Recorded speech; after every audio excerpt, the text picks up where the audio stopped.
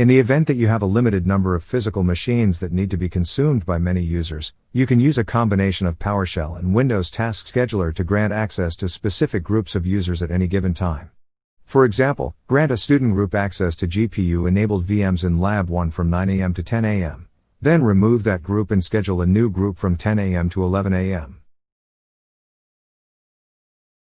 In this example, I will manually run tasks from the Windows Task Scheduler to show you the effect this has on desktop pool entitlements. Here you can see I have two classroom lab pools configured for assignment to students in two different Active Directory groups.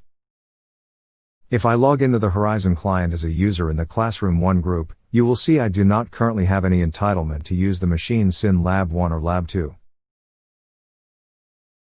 Going to the Task Scheduler, I will manually run the rule to add the Classroom 1 group to the Lab 1 desktop pool.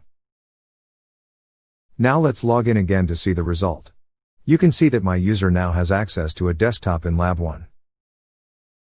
I'll now manually run the rule to give the users in Classroom 1 access to the physical machines in Lab 2. When logging in this time, we can see that the students in Classroom 1 now have access to machines in both Lab 1 and Lab 2. Here you can see I have two sessions open to two different desktop pools. I'll now run the script to unschedule the user from the Lab 1 machine.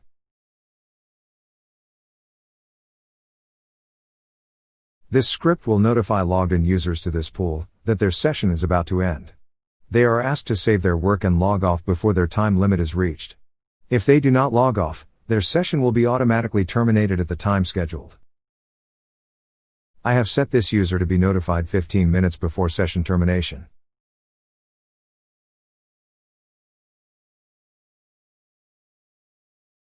A further notification is sent 5 minutes before the end of the session.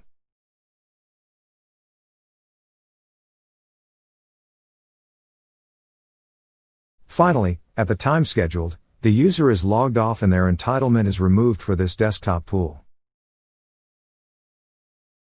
I'll repeat the process for the machines in the Lab 2 desktop pool.